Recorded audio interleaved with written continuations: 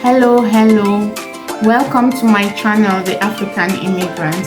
In this channel, we'll provide you information that you may need if you want to travel to Canada.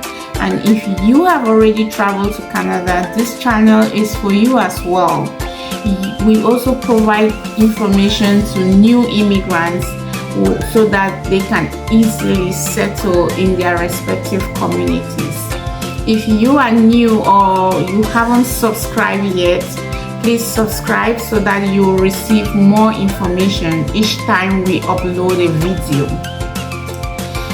Today we are going to talk about scams and fraud, how to protect yourself against scams and fraudulent schemes.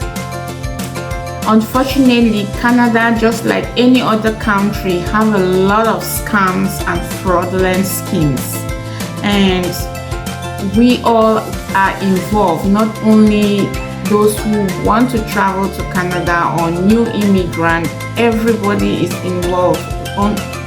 Even me, I'm involved to be alert and not get caught up with those scams and fraudulent schemes.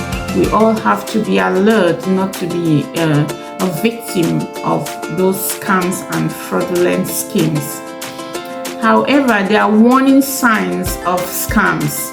So one of them will be like pressure to make immediate payment. Most of those fraudsters, they will want you to give them money, to pay them immediately, and some will even put that, give you a time limit like 30 minutes or immediately or 30 minutes, or else if you don't pay them, the service will expire, or that within that time of no activity, everything will expire. So if you see or hear somebody putting pressure on you to give immediate payment as such, know that it's probably a fraudulent activity that's been coming up.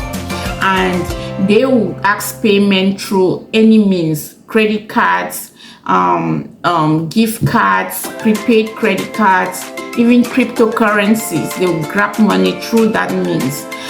Fortunately for Canada, most Canadian banks, if you pay anybody through a credit card and it's a fraudulent activity, you can recover the money. I have recovered sometimes some of those money through my credit card. It's really a bad situation, but all of us are into it. There is also another sign that can alert you if it's a fraudulent activity that's coming towards you, such as threatening languages or aggressive languages. Most of them will be very aggressive and threatening, especially just to grab money from you. So if you see anybody so aggressive and trying to use threatening languages, you have to keep your guards up that it probably might be a scammer or a fraudster. Some of them will even charge very high fees for services they will not even end up providing. So they charge you very high fees, probably maybe that you end up giving them half of the money before you know it, before you're caught up. And before you caught up, they already grabbed substantial amount of money from you. So those are fraudsters, and it's really a bad situation, and we are hoping that we will not be victim of those fraudulent activities or schemes. There are many ways that those fraudsters will come to you. Some just by a simple phone call. They will call you over the phone and get all information from you, and even up to the extent of grabbing money payments from you. So some through text messages, some through instant messages. Some are identity theft. They steal your identity and they make use of it. I don't know how, don't ask me, but they'll actually steal your identity. Some even steal social insurance number. So if your social insurance number is stolen or misused, you can call the number 1-866-274-6627. I'll put the number down in my description section below. This goes especially to the new immigrants. So if you are new in Canada and you have to take care of your social insurance number, don't give it to anybody and to anywhere except it's for a job or interview or as such.